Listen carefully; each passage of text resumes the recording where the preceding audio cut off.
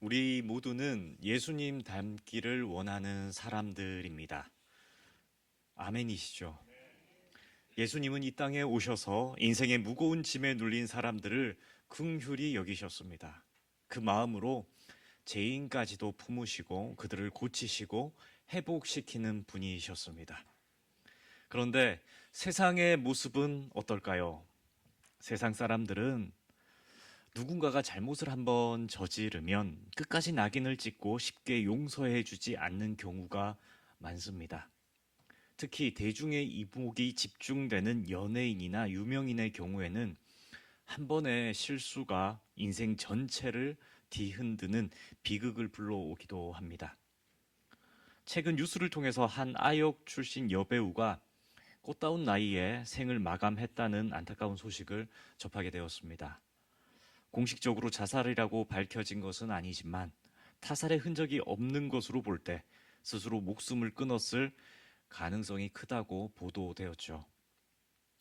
무엇이 25세 꽃다운 나이에 한창 행복을 누려야 할 그녀를 죽음으로 몰고 갔던 걸까요? 무엇이 25세에 모든 것을 할 수 있을 것 같은 나이의 그 젊은 이에게 죽음을 선택할 만큼 괴롭게 하였을까요? 신문 사설들을 보면 그녀는 한 번의 음주운전 사고 이후에 활동을 중단하게 되면서 극심한 생활고를 겪었다고 합니다. 가끔씩 일상의 모습을 SNS에 올리기도 했는데 그마저도 사람들은 싸늘하게 바라봤죠.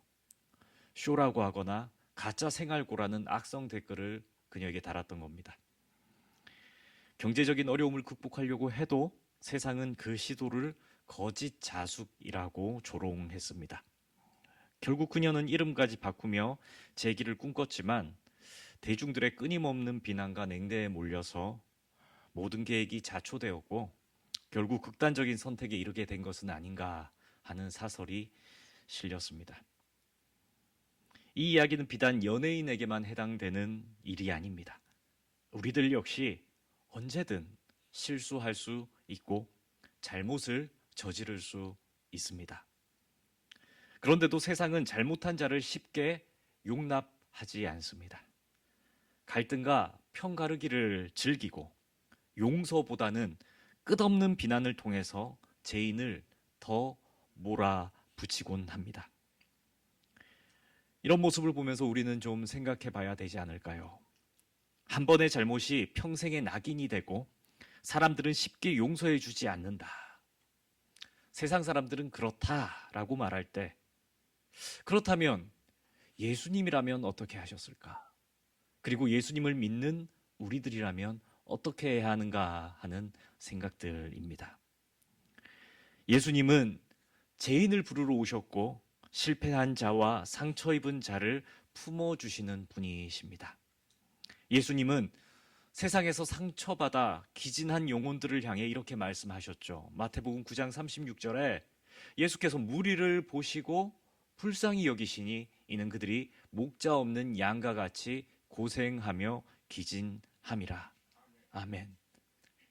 예수님은 복음을 알지 못하는 사람들, 하나님을 믿지 못하는 자들이 저지르는 범죄에 대해서 목자가 없어서, 말씀이 없어서라고 안타까워 하셨습니다.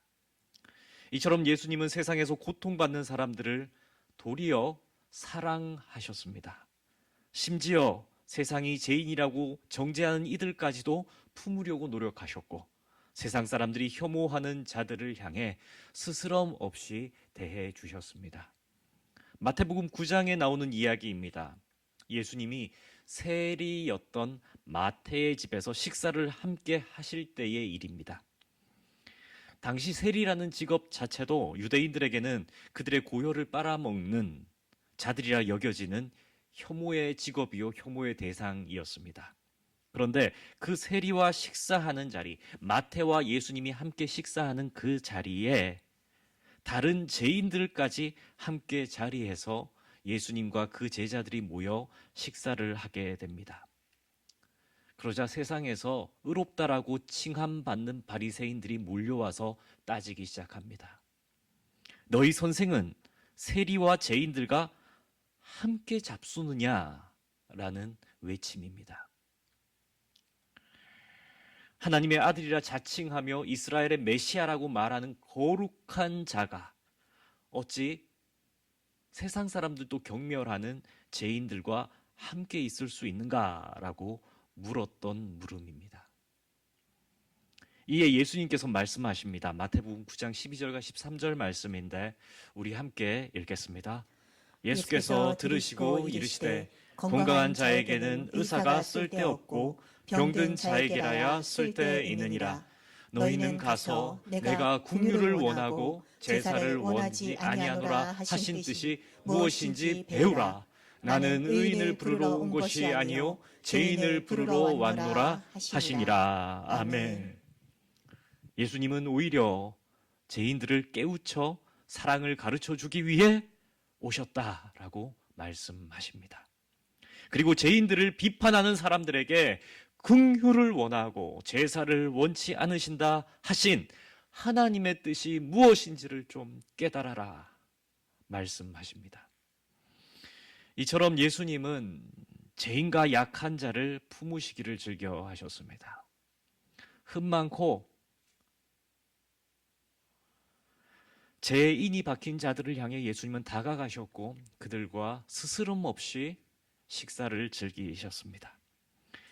9장에서는 죄인들과 함께 이러한 예수님께서 함께 하시는 장면을 통해 긍휼을 보여주었다면 오늘 본문인 12장 말씀에서는 안식일의 규례를 핑계로 고통받는 사람들을 외면하는 이들과는 달리 진정한 안식일의 의미를 알리시며 상한 자를 살리시는 예수님의 모습이 등장합니다. 본문의 이야기입니다. 하루는 예수님께서 해당에 들어가시는데 한쪽에 손이 이렇게 오그라든 사람을 보시게 됩니다. 그는 그 장애로 인해서 참으로 불쌍한 처지의 사람이겠죠. 그리고 손의 상처뿐이겠습니까? 손의 장애뿐이겠습니까?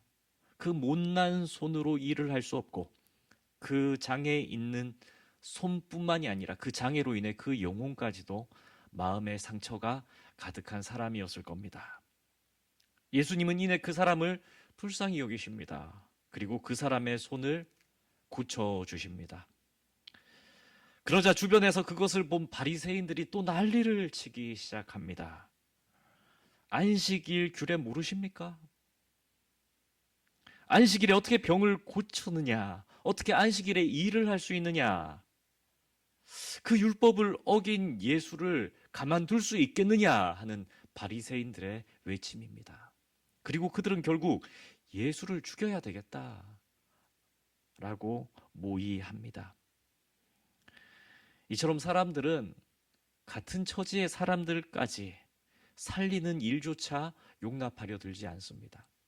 같은 이웃, 같은 사람, 똑같이 실수가 있고 똑같이 장애가 있을 수 있는 사람을 구원하는 자를 용납하지 못합니다. 그것도 그럴듯한 핑계도 되죠. 안식일의 율법을 모릅니까? 그러자 예수님이 뭐라고 합니까?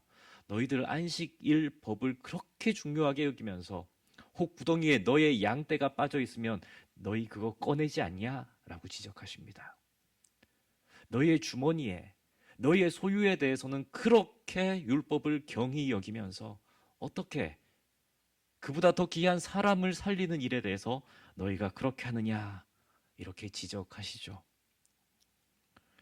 그러자 그렇게 지적하는 예수님을 향해 바리새인들은 분노하며 저 예수를 죽여야 되겠다. 그렇게 하는 모양새입니다. 도무지 사랑을 모르는 사람들, 사랑을 본 적이 없는 사람들, 사랑을 받아본 적이 없는 사람들, 사랑을 어떻게 해야 하는지 모르는 사람들이 이처럼 비참한 삶을 살아가고 있는 모양입니다. 하나님의 율법은 압니다. 율법이 사랑을 말하고 있으나 그것을 진정 깨닫지 못한 자들은 이처럼 냉혹하게 세상을 살아가지요. 그런데 예수님을 죽이려는 그 바리새인들에게조차 아무런 대꾸를 하지 않으시고는 그 자리를 그냥 피하십니다. 이런 예수님의 모습을 성경은 이렇게 예언합니다. 본문 20절 말씀. 상한 갈대를 꺾지 아니하며 꺼져가는 심지를 끄지 아니하기를 심판하여 이길 때까지 하리니. 아멘. 이 예언은 예수님의 온유한 성품을 드러내십니다. 그리고 마틴 루터의 해석과 같이 상한 갈대와 꺼져가는 심지는 바로 사랑을 하지 못하는 우리들의 모습입니다. 죄와 고통, 연약함 때문에 비참한 생을 사는 우리가 바로 상한 갈대이고 꺼져가는 심지이죠. 이 구절을 통해서 우리는 예수님의 우리를 향한 사랑 두 가지를 알 수가 있습니다. 오늘 이 두 가지를 함께 나누고자 합니다. 첫째는 주님은 실패한 인생도 다시 세우십니다. 입니다. 우리 함께 한번 해볼까요? 주님은 실패한 인생도 다시 세우십니다. 아멘. 이 세상은 자기에게 유리할 때는 이용하려 들지만 조금만 저 사람이 상처가 나서 흠이 생겨버리면 버리려고 합니다. 이것이 세상 인심이죠. 참 고약하죠. 하지만 예수님은 상처나고 흠이 난 자들을 도리어 사랑한다. 내가 너희들을 사랑한다. 상처가 있구나. 흠이 있구나. 내가 도리어 사랑한다. 라고 말씀하십니다. 누가복음 10장에 나오는 선한 사마리아인의 이야기를 우리는 모두가 잘 알고 있을 겁니다. 예루살렘에서 여리고로 가는 길에 강도를 당하는 한 사람이 등장합니다. 그 사람은 강도에게 모든 것이 다 빼앗기고는 심지어 어떻게 됩니까? 죽기 직전까지 흠씬 두들겨 맞고 버려지게 됩니다. 그렇게 피투성이가 된 사람, 예루살렘에서 여리고로 가는 길, 그 한 가운데에 놓여져 있습니다. 거기를 지나가는 수많은 사람들이 있습니다. 대표되는 인물로는 제사장도 지나가고 하나님의 일을 한다는 레위인들도 지나갑니다. 그런데 그냥 스쳐갑니다. 하지만 어떻습니까? 손가락질 받던, 천한 사람이라고 여김받던, 업신여김 당하던 그 한 사마리아인은 상한 갈대와 같이 누워있는 그를 불쌍히 여깁니다. 그래서 자신이 가지고 있던 기름과 포도주를 그 상처에 붓고 싸매고는 자기 짐승에 태워서 자기가 타야 하는 곳에 그 사람을 싣고서는 주마까지 데리고 가서 그를 위한 치료에 끝까지 책임을 지려고 합니다. 이 이야기 속에서 예수님의 사랑이 좀 드러납니다. 그리고 예수님이 우리에게 원하시는 것이 무엇인지 말씀하십니다. 제사장도 지나갔다. 레위인도 그냥 지나갔다. 그런데 어떤 선한 사마리아인은 그를 끝까지 책임지려 하였다. 세상 사람들은 상처난 사람들을 본체 만체합니다. 도리어 그 약점을 빌미 삼아 그를 낮추려 합니다. 그러나 예수님은 이 세상에서 여러 모양으로 상처 입은 갈대와 같은 이들을 찾으시고 도리어 그들을 치유하시며 심지어 그들을 회복시켜서 놀라운 일을 하시겠다 말씀하셨습니다. 예수님은 약한 자를 택하사 강한 자를 부끄럽게 하셨습니다. 주님은 세상의 천한 것들과 멸시받는 것들과 없는 것들을 택하셔서 있는 것들을 폐하셨습니다. 예수님의 십자가가 그 증거죠. 시편 34편 18절과 19절에 이런 말씀이 있습니다. 여호와는 마음이 상한 자를 가까이 하시고 충심으로 통회하는 자를 구원하시도다. 의인은 고난이 많으나 여호와께서 그의 모든 고난에서 건지시는도다. 아멘. 시편 147편 하나님은 상심한 자들을 고치시며 그들의 상처를 싸매시는도다. 아멘. 하나님은 우리가 연약하며 부끄러우며 상처 입고 넘어졌을 때조차 버리지 않으시고 불쌍히 여기셔서 고치시고 일으켜 세우시는 분이십니다. 성도님들 가운데 말 못하는 상처와 상한 심령이 있으십니까? 하나님께서 긍휼히 여기시는 줄 믿습니다. 주님은 우는 자와 함께 우시고 마음이 슬퍼하는 자들 위로하시는 분이십니다. 죄로 인해 넘어져 죄인이 된 자들조차 주님은 버리지 않으시고 회복해 하셔서 구원하여 주시는 분이 바로 우리 예수님이시지요.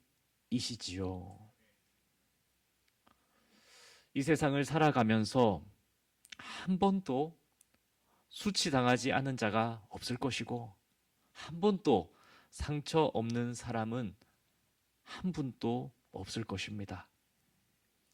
그 수치와 상처는 세상 사람들에게는 약점이 됩니다. 세상 사람들에게 약점을 보이면 버림받을 거리만 되겠지요. 그러나 성도님들, 우리 주님께는 그 약함을 드러내시고 치료받으시기를 축복합니다. 주님께 수치를 고백하고 회개하면 그 죄가 주홍같이 붉을지라도 양털같이 희게 될 것입니다. 주님께 상처를 드러내고 맡기면 깨끗이 치료하여 새 사람으로 변화시켜 주실 것입니다. 다시 한번 기회를 얻고 생명을 받아서 이 땅에서 상처 입은 치유자로 살아가게 하실 것입니다. 예수님의 사랑을 믿음으로 치유받고 받은 사랑을 베풀며 살아가시기를 축복합니다. 그리고 우리가 알아야 할 것은 예수님의 이 사랑이 잠시 잠깐의 위로로 끝나지 않는다는 사실입니다. 두 번째인데요. 두 번째 사랑인데 하나님의 사랑은 끝까지 갑니다.입니다. 우리 함께 하시겠습니다. 하나님의 사랑은 끝까지 갑니다. 아멘. 하나님의 사랑은 끝까지입니다. 우리 본문 20절 말씀인데 본문 20절 말씀 다시 한번 함께 읽겠습니다. 상한 갈대를 꺾지 아니하며 꺼져가는 심지를 끄지 아니하기를 심판하여 이길 때까지 하리니. 아멘. 아멘. 앞서 말씀드린 바와 같이 상한 갈대와 꺼져가는 심지는 우리의 나약함, 제약, 실패와 상처를 의미합니다.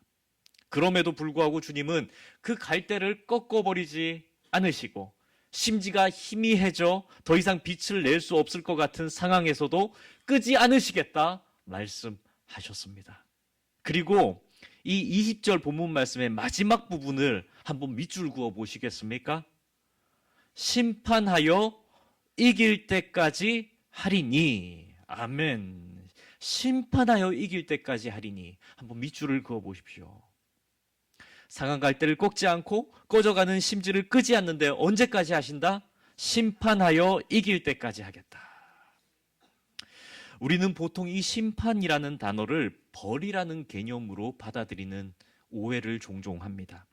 하지만 영어 성경에서는 이 문장을 He will lead justice to victory라고 번역해 놨습니다. Justice to victory. 그러니까 심판을 하나님께서 뭐 어떻게 생각을 하셨냐면 단순히 벌을 내리는 때가 아니라 여기서 심판은 하나님의 공의와 사랑이 완전히 서는 때까지라고 말씀하시는 겁니다. 결국 이 구절의 끝마디가 뜻하는 바는 주님께서는 하나님 나라의 의와 사랑을 완성하실 때까지 결코 우리를 포기하지 않으신다라는 뜻입니다. 하나님의 사랑이 완성되기까지 결코 우리를 포기하지 않으신다. 결코 우리를 꺾지 않으신다.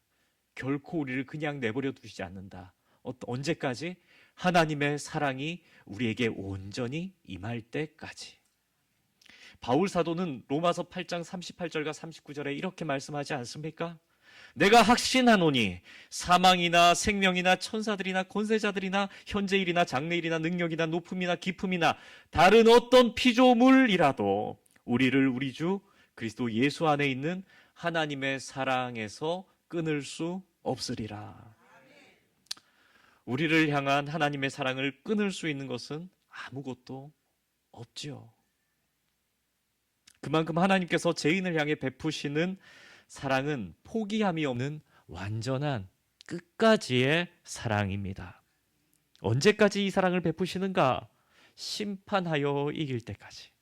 곧 우리를 향한 예수님의 그 사랑이 이길 때까지 주님은 우리를 사랑하시겠다, 그 기한을 정해 놓으셨습니다. 이 하나님의 사랑이 놀라운 점은 그 포기하지 않는 하나님의 사랑이 결국 어떻게 해요? 이긴다라는 겁니다. 그래서 그 하나님의 사랑이 이기면 어떻게 됩니까?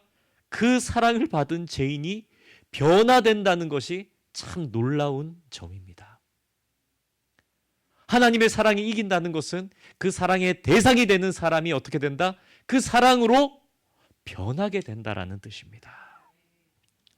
우리가 스스로 생각하기에는 죄인으로 머무른다 하여도 그 사랑 앞에 계속 머물러 있으면 어떻게 됩니까? 하나님의 사랑이 우리를 변화시킨다라는 뜻입니다. 좀 쉽게 얘기할까요?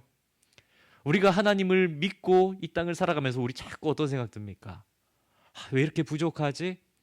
난 왜 이렇게 안 변하지? 나는 왜 이렇게 죄인이지?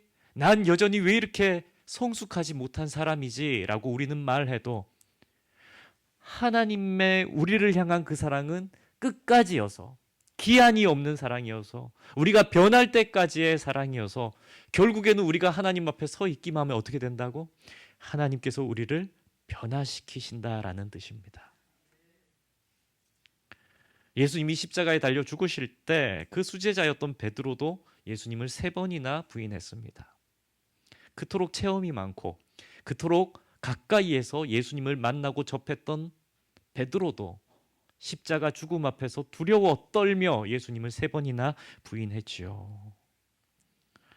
그런 자신의 모습의 베드로 역시도 얼마나 부끄러웠을까요? 자기의 모습을 보면서, 자기의 믿음을 보면서 스스로도 얼마나 상심이 컸겠습니까? 자기 자신도 자기 자신이 부끄러웠을 겁니다. 하지만 예수님은 그런 베드로를 사랑하시되 죽기까지 사랑하시고 죽으신 후에도 찾아오셔서 부활하신 주님이 어떻게 하십니까? 다시금 그에게 네가 나를 사랑하느냐라고 물으시며 그를 고치십니다. 다시금 베드로를 찾아오신 예수님, 네가 나를 사랑하느냐? 네가 나를 사랑하느냐라고 물으시죠. 너는 못 믿었을지 몰라도 봐라, 나의 부활을 보고, 나의 부활을 네가 직접 보고 믿겠느냐? 그리고 이제 봤으니 다시 나를 사랑해 줄 수 있겠니라고 예수님은 베드로에게 다시 한번 기회를 주셨습니다.